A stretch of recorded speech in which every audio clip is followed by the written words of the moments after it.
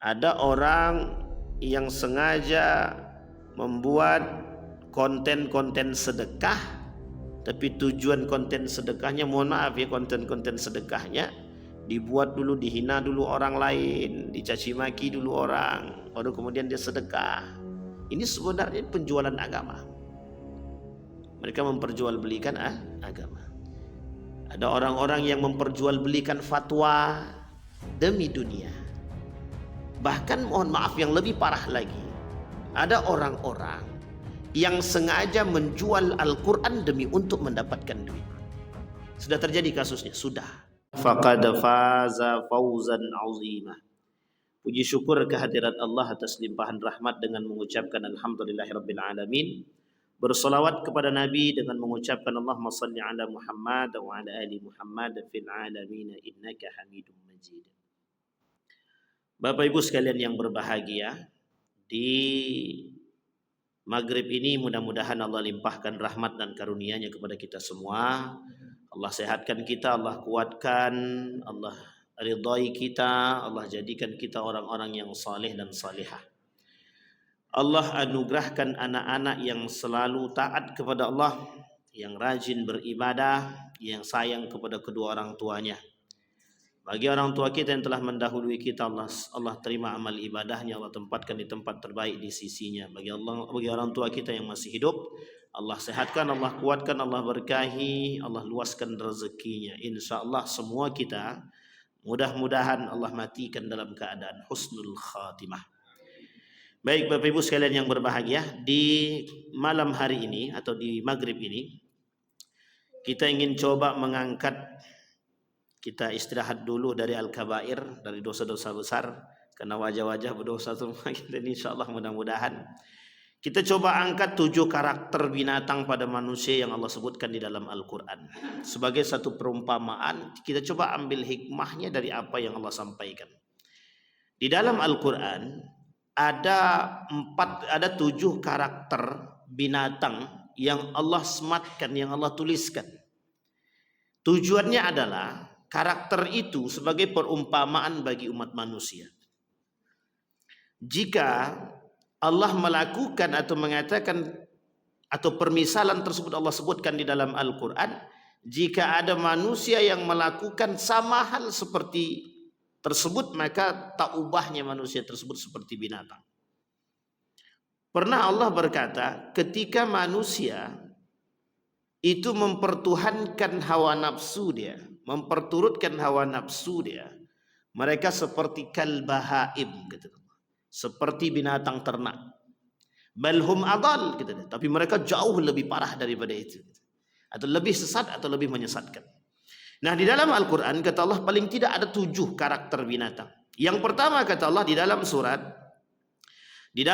Al-A'raf ayat 176, Allah kata, walau syi'na la rafa'nahu biha walakinnahu akhlada ilal ardi wattaba'a hawahu famathaluhu kamathalil kalbi in tahmilhu yalhath in tahmil alaihi yalhath aw tatrukhu yalhath dzalika mathalul qaumil ladzina kadzdzabu biayatina faqasusil qasasa la'allahum yatafakkarun.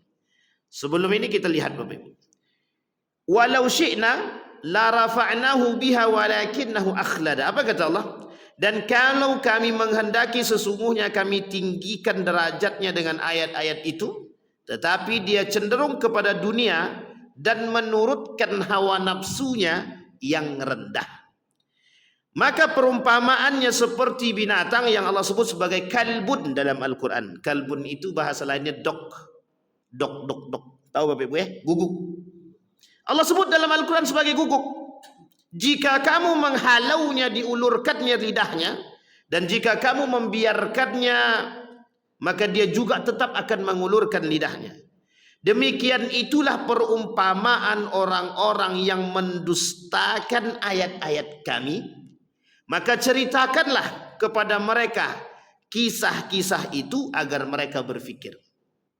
Baik Bapak Ibu sekalian yang berbahagia, ingin saya angkat sedikit Bapak Ibu. Apa maksudnya ayat ini? Maksudnya ayat ini ada orang-orang yang mendustakan ayat Al-Quran. Ada orang-orang yang mendustakan syariat-syariat Allah. Allah sebut di dalam Al-Quran dalam ayat yang lain. Kata Allah di dalam Al-Quran, innal ladzina yakfuruna Allaha wa rusulihi wa yufarriquna wa yuriduna an yufarriqu bainallahi wa rusulihi. Kata Allah, ada orang-orang yang kufur dan kafir dan ingkar akan Allah dan Rasulnya. Ada juga orang-orang yang ingin memisahkan antara beriman kepada Allah dan beriman kepada Rasulnya. Kemudian mereka berkata, nu'minu bi ba'di wa nakfur bi ba'd. Kami beriman kepada sebagian dan kami kufur kepada sebagian. Sampai-sampai Allah kata dalam Al-Quran, mereka wa yattakhidhu baina dzalika sabila. Mereka jadikan itu jalan bagi mereka untuk mendapatkan dunia. Maksudnya apa? Di dalam ayat yang kedua tadi Allah berkata, ada sekelompok orang yang mengambil manfaat dari keimanan mereka. Tapi ada sekelompok orang yang kufur akan Allah dan Rasulnya. Apa yang Allah perintahkan, apa yang diperintahkan oleh Rasulnya mereka ingkari. Bahkan mereka tidak mau menjalankan hal demikian. Kita ambil contoh, ada orang yang tidak taat kepada Allah, ada orang yang melakukan maksiat kepada Allah, ada orang yang melakukan perbuatan-perbuatan dosa besar kepada Allah. Itu pada hakikatnya mereka sedang bermaksiat. Tetapi yang uniknya lagi, di balik kemaksiatan mereka, mereka tak merasa bersalah akan perbuatan yang mereka lakukan. Sehingga Bapak Ibu sekalian yang berbahagia, kata Allah, mereka menginginkan membedakan mana Allah dan Rasul. Kami hanya beriman kepada Allah tapi tak beriman kepada Rasul, atau sebaliknya, kami beriman kepada Rasul tapi kami tak beriman kepada Allah. Adakah di antara manusia hari ini yang seperti itu? Ada. Mereka hanya beriman kepada sebagian ayat-ayat Al-Quran, tapi sebagian lagi mereka tak beriman. Kita ambil contoh. Apa contohnya? Ada orang-orang yang percaya dengan perintah di dalam Al-Quran dan larangan, tapi ada orang yang tak percaya. Kata Allah, hukum nikah beda agama haram, tapi kata mereka hukum nikah beda agama tidak haram. Kata Majelis Ulama Indonesia mengucapkan selamat Natal haram, tapi bagi mereka tidak haram. Kata mereka bahwa riba itu, kata Allah riba itu haram, kata mereka tak haram. Kata mereka bercampur laki-laki dan perempuan itu haram, tapi sebagian mereka mengatakan tidak haram. Nu'minu bi ba'd wa nakfur bi ba'd. Mereka beriman sebagian, tapi sebagian lagi mereka tak beriman, mereka ingkar. Yang lebih parah daripada hal demikian, ada yang disebut dengan orang alim, orang yang berilmu, tapi mereka justru mengingkari keilmuan mereka dan mereka mengingkari agama. Pada ayat yang tadi kita bacakan, pada ayat yang pertama, apa kata Allah? Allah katakan perumpamaan mereka, orang-orang yang mendustakan agama, orang-orang yang memperjualbelikan agama dengan keilmuan mereka, orang-orang yang memperjualbelikan agama demi kepentingan dunia mereka, Allah sebut mereka sebagai seperti binatang yang Allah sebutkan, Allah misalkan seperti guguk. In tahmil alaihi yalhas wa in tatruku yalhas. Kalau kau biarkan mereka, dia tetap akan menjulur. Tidak engkau biarkan mereka, tetap akan menjulur. Ini binatang tadi. Apa maksudnya? Secara lebih eksplisitnya Allah katakan begini, ada orang yang memanfaatkan agama untuk kepentingan dunia. Jadi begini Bapak Ibu, misal ada orang yang memperjualbelikan nasab dia karena dianggap nasabnya mulia untuk menghadirkan duit. Jadi sekalipun dia melakukan perbuatan tercela, tapi karena nasab dia baik, diperjualbelikan nasab itu sehingga bisa mendatangkan keuntungan. Yang pertama. Yang kedua contohnya, ada orang-orang yang memanfaatkan solawat. Dia gunakan solawat itu untuk mencari duit. Bagaimana caranya? Dibuatlah solawat itu seindah mungkin, tapi di belakang solawat tadi mereka panggungkan solawat tadi, kemudian bercampur laki-laki perempuan yang hadir berdatangan untuk mendapatkan duit dan keuntungan. Berarti yang dijualnya apa? Sholawat. Apa yang dijualnya? Agama. Sama halnya dengan orang-orang yang memanfaatkan isu agama untuk kepentingan politik. Sama. Itu lebih luas lagi. Gitu. Bahkan ada yang lebih parah, ada. Mereka memperjualbelikan ayat-ayat agama, ayat-ayat Allah, ayat-ayat Al-Quran demi kepentingan dunia. Kita ambil contoh. Mereka katakan bahwa tidak ada ayat yang berbicara tentang penghafal Al-Quran atau kewajiban menghafal Quran. Oke. Tapi apa tujuan mereka menyampaikan demikian? Untuk mengatakan kepada dunia, untuk mengatakan kepada manusia, buat apa kami menjadi penghafal Quran? Tapi ada orang-orang yang sengaja mengangkat isu-isu kontemporer, isu-isu kontroversi seperti ini untuk menjadi kepentingan mereka. Nah, ini posisi penting, Pak. Kita ambil contoh yang lain. Ada orang yang sengaja membuat konten-konten sedekah, tapi tujuan konten sedekahnya, mohon maaf ya, konten-konten sedekahnya dibuat dulu, dihina dulu orang lain, dicaci maki dulu orang, baru kemudian dia sedekah. Ini sebenarnya penjualan agama. Mereka memperjualbelikan agama. Ada orang-orang yang memperjualbelikan fatwa demi dunia. Bahkan mohon maaf yang lebih parah lagi, ada orang-orang yang sengaja menjual Al-Quran demi untuk mendapatkan duit. Sudah terjadi kasusnya? Sudah. Apa kasusnya? Di balik percetakan Al-Quran banyak sekali kasus-kasusnya. Ada orang yang mengambil korupsi dari percetakan Quran. Ada orang mengambil keuntungan di balik dana haji. Ada yang mengkorupsi dana haji, dana Al-Quran, dana ini dan lain sebagainya. Bahkan mohon maaf, ada orang-orang yang menjual atas nama haji dan umroh demi kepentingan mereka. Masalah mereka menipu atau tak menipu, yang penting kami datangkan duit, gitu mereka. Nah ini, kemudian Allah katakan, perumpamaan mereka di dalam Al-Quran, kata Allah, seperti binatang, seperti guguk, kata Allah. Kenapa kok seperti itu? Mereka selalu mengharapkan dunia. Mereka selalu, apapun akan mereka lakukan untuk mendapatkan dunia. Maka kata Allah, demikianlah itu perumpamaan orang-orang yang mendustakan ayat-ayat kami, maka ceritakanlah kepada mereka kisah-kisah itu agar mereka berpikir. Kemarin itu kasus yang lagi tenar juga, seorang transgender berangkat umrah. Dan sebagian para ulama mengecam perbuatan tersebut. Kenapa? Karena dia berada di pihak perempuan padahal asalnya laki-laki. Bayangkan Pak, bisa lolos. Seorang laki-laki memang secara sifat dia memilih perempuan, secara sifat dia pilih perempuan. Tapi pada hakikatnya dia laki-laki. Cuma ketika dia berangkat umrah dia justru pilih sebagai seorang perempuan. Dan ini masalah. Maka dilaknat, itu dikecam oleh para ulama. Artinya apa? Banyak hal yang perlu kita usut di situ. Mana pihak travelnya? Mengapa kok dibiarkan? Apa masalahnya? Allah sudah melaknat perbuatan orang-orang yang merubah kelamin dia. Setiap orang yang merubah perciptaan Allah itu hukumnya sudah haram. Allah laknat. Bahkan Allah melaknat syabbahar rijal bin nisa wan nisa bir rijal. La'anallah, Allah melaknat orang-orang laki-laki yang menyerupai perempuan, perempuan yang menyerupai laki-laki. Tapi demi karena keuntungan itu bisa lolos, Pak. Uniknya lagi, kok bisa lolos? Ini menjadi poin penting bagi kita. Baik, itu yang pertama. Yang kedua, kemudian Allah katakan di dalam surat Al-A'raf ayat 179.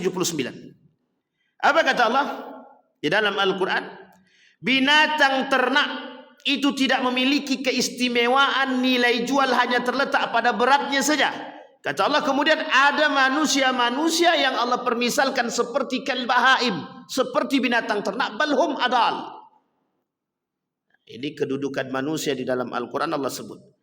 Ada manusia yang kedudukannya sudah begitu rendah daripada binatang. Siapa mereka? Yang memperturutkan hawa nafsu dia. Orang yang memperturutkan hawa nafsu, dia tak lebih daripada binatang. Bahkan lebih parah. Sampai para ulama mengatakan binatang ternak saja, jelas itu harga dia. Bahkan mereka jauh lebih parah daripada binatang ternak. Bahkan tidak dihargai. Tidak memiliki harga. Itu yang kedua. Yang ketiga kata Allah, seperti kera. Seperti kera. وَلَقَدْ عَلِمْتُمُ الَّذِينَ اعْتَدَوْا مِنْكُمْ فِي السَّبْتِ فَقُلْنَا لَهُمْ كُونُوا قِرَدَةً خَاسِئِينَ.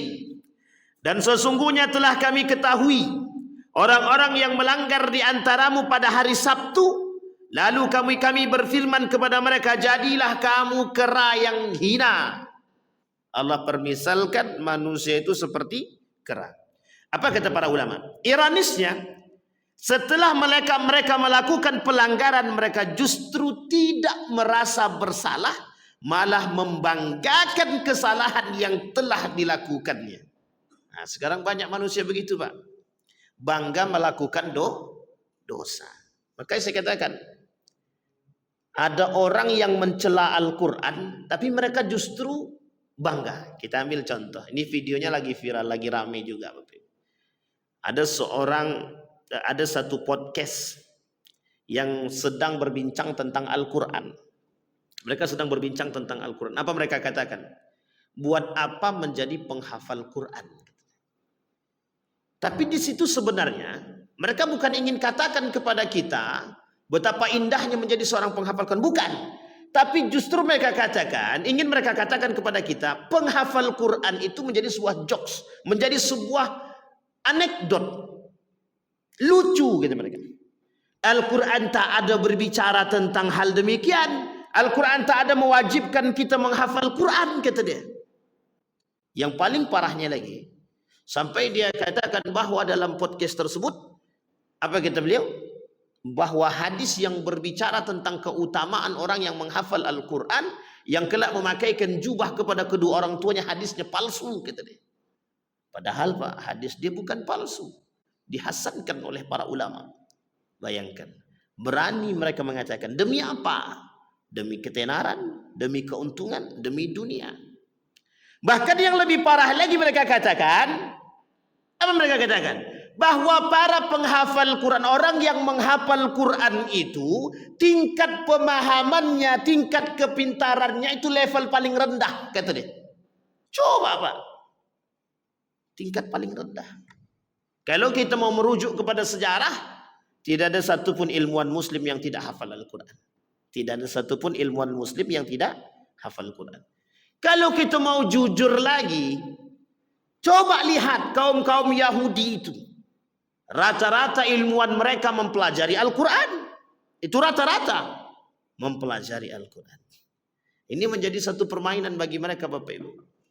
Cara mereka menghancurkan kita melalui jalur pemahaman Al-Quran. Sehingga Bapak Ibu, ketika video ini tersebar di kalangan masyarakat awam, mereka akan katakan betul. Apa tujuannya kami memasukkan anak kepada penghafal Quran? Dulu sudah kita rasakan Pak. Berapa banyak manusia orang tua yang tak senang dengan anaknya menjadi penghafal Quran. Bahkan masuk ke dalam pesantren belajar agama, nggak senang. Apa alasannya? Nanti kalau mereka selesai paling jadi tukang baca Yasin. Paling mereka akan jadi apa? Susah mencari kerja. Itu mereka begitu. Orang tua zaman dulu begitu. Untung alhamdulillah mulai terbuka sedikit demi sedikit. Mereka sadar akan kelebihan Al-Quran. Nah, orang-orang seperti ini bermunculan Pak. Tapi mereka tidak merasa bersalah. Berdosa tapi tak merasa bersalah. Kita ambil contoh. Para koruptor itu merasa bersalah enggak dia? Di lisan dia bersalah. Tapi sebenarnya dia berharap dia tak bersalah itu. Dan biasa-biasa saja. Orang kalau buat dosa nampak dari wajah dia merasa betul bersalah itu. Tapi ini tak nampak. Ini karena apes saja. Coba kalau nggak apes, kata dia. tetap aja tersenyum. Coba bayangkan, hanya karena apes saja. Kalau tidak apes itu mereka tidak akan merasa bersalah itu. Coba Bapak Ibu lihat, bayangkan kasus orang yang memanipulasi, melakukan percetakan uang palsu itu. Dah berapa triliun itu yang tersebar di negara kita nih. Duit yang mereka lakukan, penipuan itu. Karena yang bermain bukan sedikit juga. Berapa banyak uang palsu yang mereka sebarkan. Pertanyaannya adalah, selama bertahun-tahun, pernahkah mereka merasa bersalah atas perbuatan mereka? Melakukan tipu daya terhadap hal demikian? Tidak. Tidak. Kenapa mereka tak merasa bersalah? Kenapa mereka tak merasa bersalah? Karena mereka menganggap apa yang mereka lakukan itu tidak berada dalam koridor-koridor agama. Itu yang pertama. Yang kedua, mereka menganggap tidak akan mendapatkan hukuman secara langsung di dunia. Bahkan Allah mungkin, kata mereka, mungkin dalam hati mereka, kalau kami dah buat dosa cukup bertobat kepada Allah, Allah terima tobat kami, gitu deh. Begitukah? Ya, di dalam agama. Tapi Allah buktikan, sepandai-pandainya tupai melompat, jatuh juga Pak. Sepandai-pandainya mereka menyembunyikan hal demikian, tapi ternyata tercium juga. Bayangkan kasusnya. Bisa di salah satu universitas membuat percetakan uang palsu. Dan ternyata uang palsunya hampir mirip dengan uang yang asli. Dan itu tidak mungkin satu orang kan. Ternyata setelah dicek berbagai macam manusia di situ yang terlibat. Pertanyaannya, kok mereka tidak merasa berdosa melakukan manipulasi, penipuan-penipuan seperti itu? Dalam video kemarin itu, seorang ibu-ibu ketika ngambil uang di ATM, kebetulan tempatnya di situ. Apa kata dia? Aku tak berani ngambil uang lagi, kata dia. Aku curiga ini duitnya antara asli apa tidak, kata dia. Karena memang ketakutan Pak. Karena bukan hanya sedikit, bukan hanya sekitar 100-200 juta Pak. Triliunan yang mereka sudah manipulasi itu duit. Yang sudah tersebar di mana-mana. Mereka jadikan apa? Bahkan mohon maaf, hampir sulit untuk menentukan mana yang asli dan mana yang palsu. Apa ada di warung-warung kecil itu pakai scan untuk membuktikan ini asli apa palsu? Ada Pak. Berarti Bapak Ibu bayangkanlah sudah berapa banyak uang palsu yang tersebar itu. Jangan-jangan dah sampai ke Pekanbaru kan? Itu yang kita takutkan. Baik, itu yang ketiga. Jadi karakter kera. Nah, ada karakter kera, adakah karakter yang lain yang terdapat pada sifatnya kera itu? Ada rakus. Makanya Bapak Ibu lihat, perhatikan. Sudah triliunan rupiah yang mereka lakukan percetakan tersebut. Pertanyaannya, kok mereka nggak puas juga? Akhirnya apa yang terjadi? Kerakusan mereka menyebabkan mereka terjerumus dalam kesalahan. Andai kata mereka di tengah jalan mereka bertobat, mungkin sampai sekarang nggak tahu Pak. Tapi karena rasa rakus yang mereka miliki tadi, itulah yang mereka lakukan sekarang. Sama Pak. Ada orang yang rakus akan jabatan. Ada orang yang rakus dengan kekuasaan. Ada orang rakus dengan dunia. Kerakusan mereka terhadap dunia. Kera itu begitu Pak. Karakter kera itu begitu. Rakus dia. Kera itu rakus. Nampak satu pisang. Belum habis pisang yang satu nih Pak. Ditengoknya ada pisang lain. Diambilnya lagi tuh. Bahkan dia tak suka kalau ada yang lain yang ngambil. Berebut gitu. Padahal di tangannya masih ada tuh. Sama Pak. Begitulah karakter manusia sekarang nih Pak. Rakus dengan dunia itu. Padahal tangannya tak mampu memegang semua Pak. Tak mampu tangan kita ini memegang semua. Tapi mengapa kerakusan yang tertanam dalam diri manusia? Baik, itu yang ketiga. Kemudian yang keempat, Allah sebutkan juga di dalam Al-Quran. Qul hal unabbi'ukum bisyarrim min dhalik. Qul hal unabbi'ukum bisyarrim min dhalika masubatan 'inda Allahi man la'ana Allahu wa ghadiba alaihi wa ja'ala minhum qiradatan wal khanazir wa 'abadat taghut ulaika syarrum makanan wa adalla an sawa'as sabil. Selain daripada kera, Allah juga sebut mereka seperti babi Dan orang-orang yang menyembah taghut, mereka itu lebih buruk tempatnya dan lebih tersesat dari jalan yang lurus. Bapak Ibu dah tahu karakter-karakter babi? Apa karakter babi itu? Salah satu karakter babi itu selalu menikmati tempat yang busuk. Tempat yang busuk itu selalu disukai. Jadi babi itu tak mau tempat yang harum, tak mau tempat yang bagus, tak mau dia. Dia selalu mau di tempat yang busuk, yang buruk saja. Karakter manusia-manusia yang fasik, karakter manusia-manusia penyembah. Jadi gini Bapak Ibu, kita boleh lihat orang-orang yang berperangai buruk, mereka tidak akan nyaman ketika duduk dengan orang yang punya perangai yang baik. Mereka akan duduk bersama orang-orang yang satu perangai dengan dia. Sama halnya pelaku narkoba, dia tidak akan mau duduk dengan orang yang tidak pelaku narkoba. Kenapa? Ini bukan kawanku gitu deh. Sama peminum khamar, dia tak akan mau duduk dengan orang yang tidak peminum khamar. Karena kalau orang yang tidak minum khamar ini, dia tak dapat jatah dia. Sehingga ketika duduk dengan orang-orang minum khamar, dia bisa membeli khamar, bisa duduk, bisa barang, bisa nyambung, bisa mabuk sama-sama. Salah satu karakter babi itu adalah dia suka di tempat yang busuk, di tempat yang buruk. Nah, manusia hari ini, pelaku-pelaku dosa, pelaku-pelaku kemaksiatan, apa kata kata Syekh Arsyad Al-Banjari ketika muridnya bertanya pengibaratan dunia, apa kata beliau? Dunia ini diibaratkan sebagai satu hal yang busuk, kata dia. Loh, kok kenapa manusia mau hidup di tempat yang busuk? Karena sudah terbiasa, kata dia. Makanya diibaratkan sama beliau, ketika ada orang tinggal di tempat yang busuk. Misal ini ada tempat pembuangan sampah. Kemudian ada orang mau tidak ada tempat lagi, dia akan tinggal di situ. Akhirnya dia buat tempat gubuk kecil dan tinggal di samping tempat pembuangan sampah tadi. Pertanyaannya adalah busuk enggak pembuangan sampah tadi? Busuk. Tapi mengapa dia tetap tinggal di situ? Pertanyaannya adalah tidak ada tempat lain untuk tinggal. Artinya apa? Dia terpaksa tinggal di situ. Ketika dia terpaksa tinggal di situ, lama kelamaan dia menjadi terbiasa dengan keadaan begitu. Begitulah umat manusia hari ini. Dulu dianggap dosa tadi itu hal sangat-sangat luar biasa. Orang takut dengan berbuat dosa. Tapi mengapa hari ini dosa itu menjadi hal biasa? Karena pada hakikatnya dipaksa untuk melakukan perbuatan maksiat dan dosa. Sehingga ketika mereka sudah terbiasa, itu menjadi hal yang biasa. Makanya korupsi itu kenapa di negara kita ini menjadi hal yang biasa? Kenapa? Karena sudah terbiasa. Karena orang sudah menganggap itu perbuatan hal yang biasa. Makanya Bapak Ibu boleh lihat di hadapan manusia-manusia hari ini, ketika ada kecurangan-kecurangan kecil dalam jual beli, mereka akan katakan itu udah sering terjadi, kata dia. Biasa, udah dianggap biasa dah tuh, kata dia. Coba, yang salah dianggap biasa. Apa masalahnya? Karena dari awal tidak ada yang menghalang hal demikian. Memaksakan melakukan perbuatan maksiat, pada hakikatnya nanti di akhir mereka akan menjadi terbiasa dengan maksiat tersebut. Itu sulit, Pak. Sangat sulit sekali.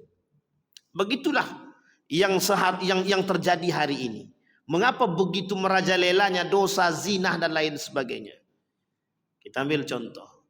Berpegang tangan laki-laki perempuan. Dulu Pak, orang zaman dulu tak mau Pak berpegang tangan laki-laki perempuan di tempat umum tuh tidak mau Pak. Malu orang, malu.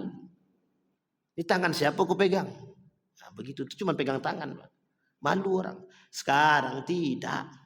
Sampai dikata kok peganglah tangan dia tuh biar nampak mesra sedikit. Nah, coba bayangkan, malah disuruh. Ketika kita katakan kok berpegang tangan hukumnya haram loh. Jawaban mereka sederhana Pak. Biasa aja, cuma pegang gitu aja pun nafsu aja nggak ada, kata dia. Coba bayangkan Pak. Karena mereka sudah terbiasa melakukan maksiat. Maksiat kalau sudah biasa kita lakukan, itu akan menjadi terbiasa di kalangan kita Pak. Kita ambil contoh yang lain. Ketika seorang yang berdusta dan dianggap hal biasa. Misal ada anak berdusta berbohong. Orang tuanya tidak memberikan hukuman kepada anaknya yang berbohong. Maka kelak kebohongan anak itu menjadi hal yang biasa bagi anak tersebut. Uang bapak tidak pernah marah kok. Sehingga dia akan buat kepada yang lain, bukan hanya kepada kita saja. Dia akan berbohong kepada siapapun.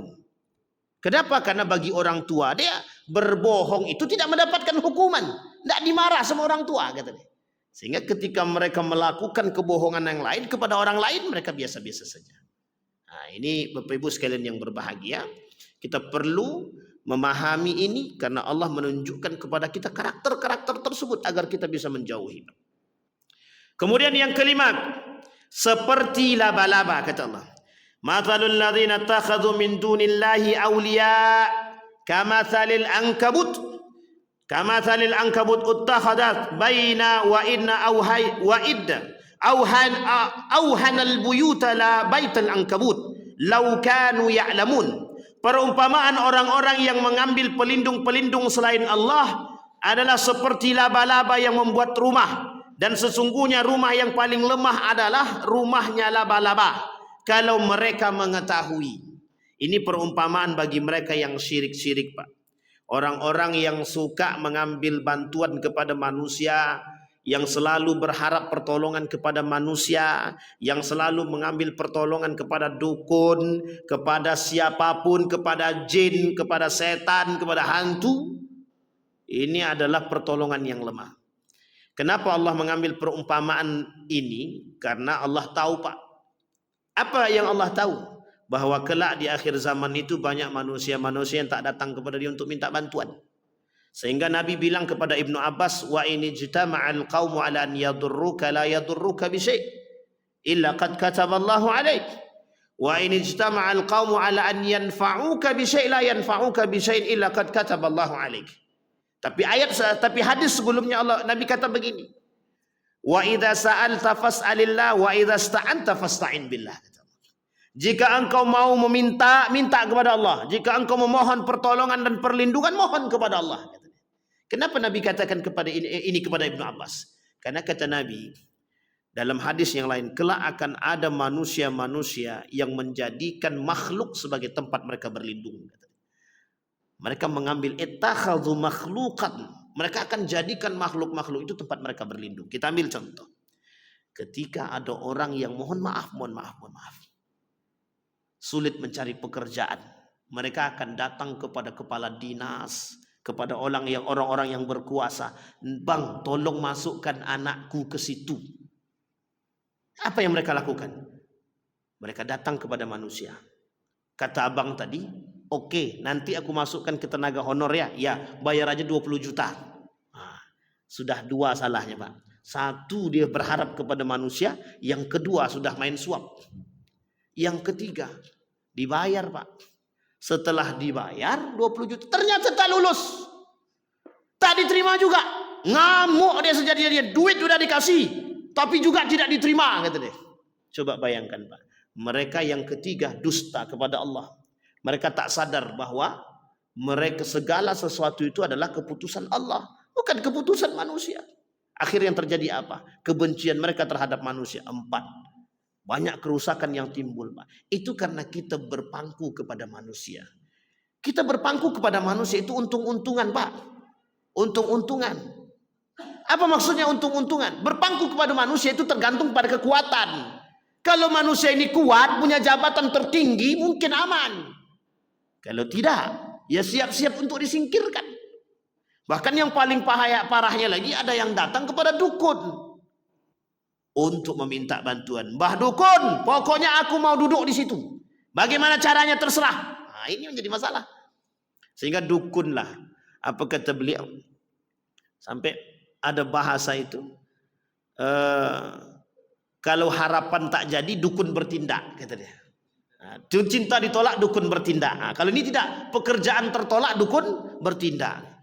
Banyak, Pak, yang bermain dengan, mohon maaf, yang bermain dengan dukun.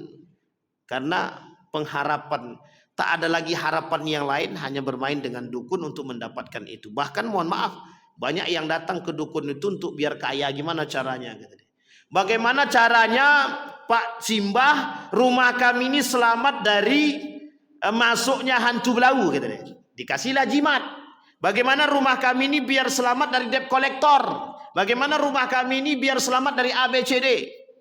Nah, begitu, Pak. Kata Simbah tadi, pergi ke kuburan, ambil tali mayat tadi, gantung di rumah. Makin jadi setan itu masuk rumah. Bukan makin jauh setan itu makin jadi. Inilah yang terjadi di kalangan kita, Pak. Banyak manusia yang Allah dah kata memang dari dulu kata Allah. Allah dah kata banyak orang-orang yang mencari perlindungan bukan kepada aku kata Allah. Karena yang sadar mencari perlindungan kepadaku hanya orang-orang segelintir orang.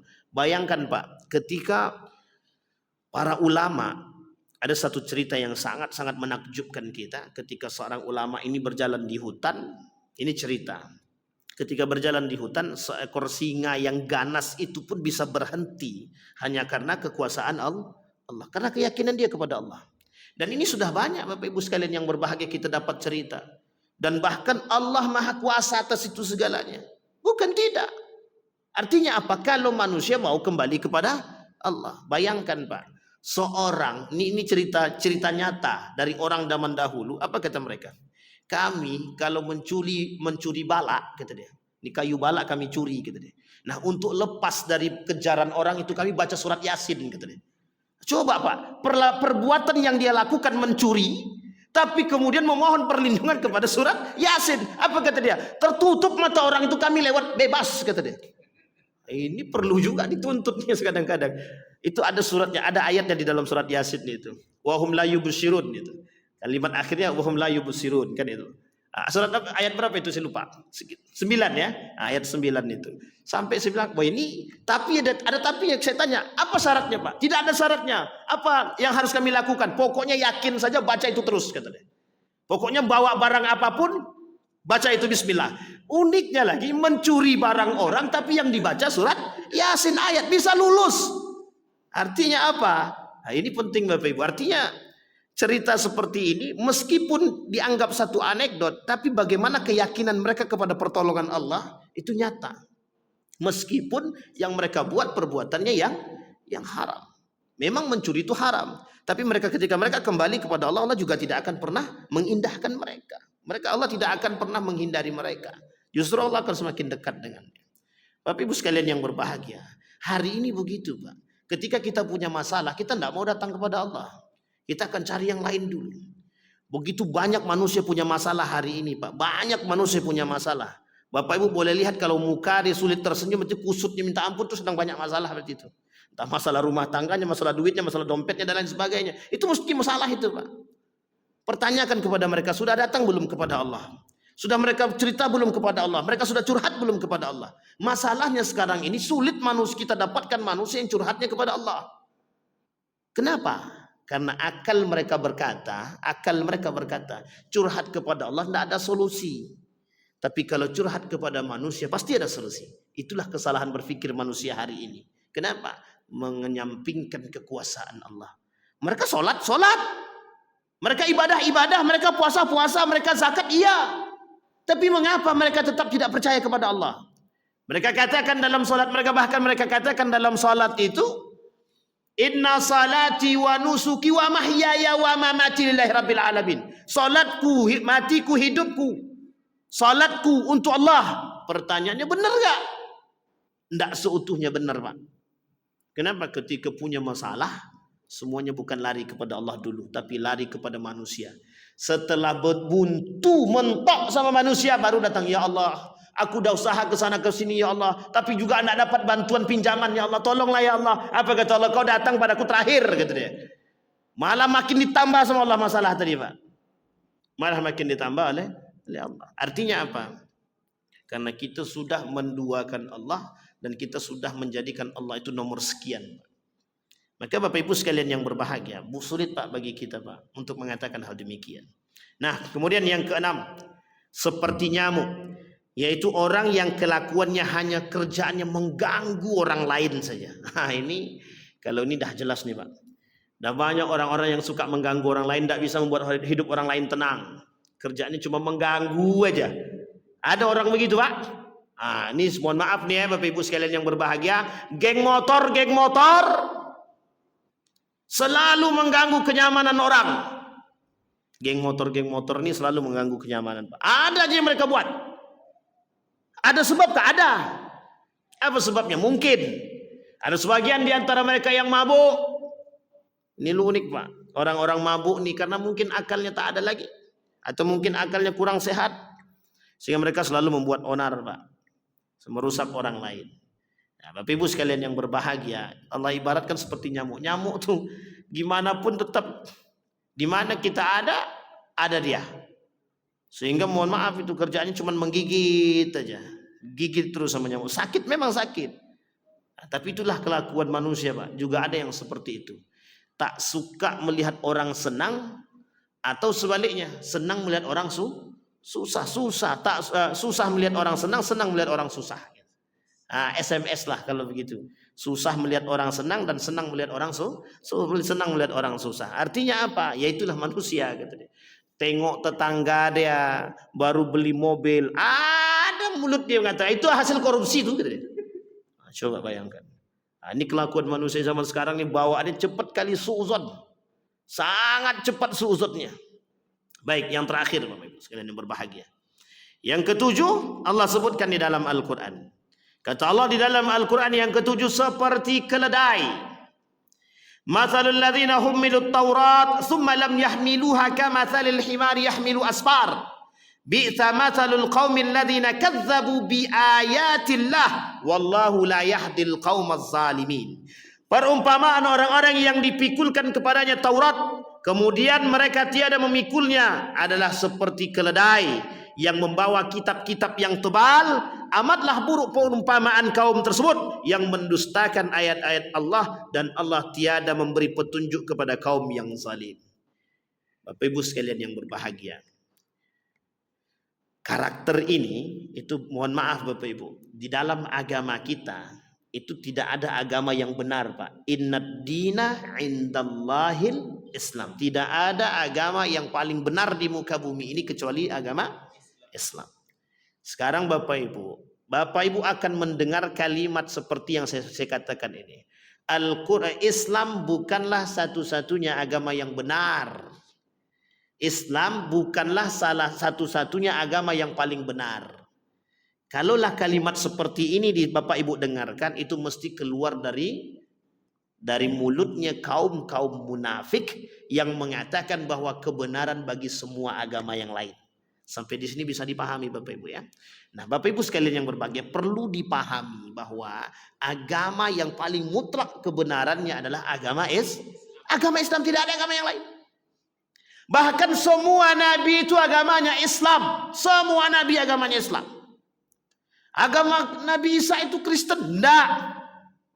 Agama Nabi Ibrahim itu Yahudi? Bukan. Enggak ada, Pak.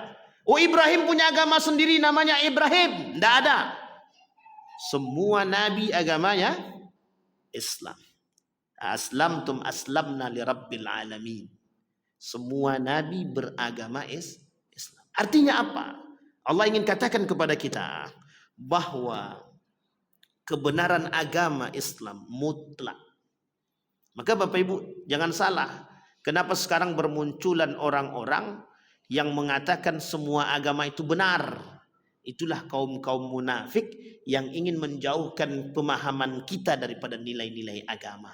Agar kita ini termasuk orang-orang yang tidak mengenal agama. Sampai-sampai kita jauh daripada agama. Sampai berani mereka katakan bahwa semua agama itu benar. Hanya saja jalan menuju kebenaran itu berbeda-beda. Nah, ini kalau udah kayak gini Pak, itu namanya pluralisme. Artinya apa? Pluralisme agama. Kita diajak untuk membenarkan semua agama. Sama halnya Pak, kita mengucapkan selamat Natal, kita dituntut untuk membenarkan keberadaan agama itu. Sampai di sini paham Bapak Ibu ya? Bisa dipahami Bapak Ibu? Kalau kita hari ini dituntut untuk membenarkan keberadaan agama yang lain, itulah program mereka dan proyek mereka untuk merusak agama kita, untuk merusak agamanya seseorang. Sehingga apa yang terjadi Pak? Dengan gaya berpikir yang demikian, kita dibuat ragu dengan agama kita. Misal saya katakan, kalau ada orang mengatakan kepada Bapak Ibu begini, semua agama itu benar kok, menuju Tuhan yang satu, hanya saja caranya berbeda-beda. Sekarang saya tanya Bapak Ibu, kalaulah semua agama itu benar, kira-kira Kira-kira saja. Ada ndak kebenaran yang mutlak di situ? Ndak ada kebenaran mutlak lagi sudah. Itu yang pertama. Yang kedua, ketika terjadi perbedaan akidah bagaimana? Dalam agama kami begini benarnya, dalam agama itu benarnya. Ujung-ujungnya tidak akan ketemu, Pak. Makanya Allah kata di dalam Al-Quran itu, innad dina indallahil Islam. Tidak ada agama yang lain, hanya agama Islam. Kenapa? Kalaulah agama yang lain itu benar, seperti yang dikatakan oleh mereka, itu Allah dah katakan dalam Al-Quran. Laqad kafara alladhina qalu innallaha thalithun thalatha, kata Allah. Apa kata Allah? Sudah kafirlah orang-orang yang mengatakan bahwa Tuhan itu ada 3, kata dia. Itu sudah dikatakan Allah dalam Al-Quran. Innal ladzina kafaru laqad kafara alladhina qalu innallaha thalithun thalatha. Bahkan lebih tegas lagi Allah katakan laqad kafara alladhina qalu innallaha Isa bin Maryam. Sampai dikatakan begitu dalam Al-Quran. Artinya apa? Allah menolak kebenaran-kebenaran yang lain. Maka Allah katakan agama yang paling diridai oleh Allah dan yang paling benar adalah agama Islam. Nah, mereka hari ini, kaum Yahudi, Nasrani, berusaha menjauhkan kita dari pemahaman-pemahaman demikian. Jadi biar kita nindak seutuhnya yakin dengan Islam, dibuatlah kita goyang dengan nilai-nilai keislaman itu. Sehingga pada hakikatnya apa? Pada akhirnya apa? Kita terjerumus dalam pernyataan yang salah. Mudah-mudahan bermanfaat bagi kita semua. Mudah-mudahan ada baiknya bagi kita. Fa'tabiru ya ulil absar la'allakum tuflihun. Assalamualaikum warahmatullahi wabarakatuh.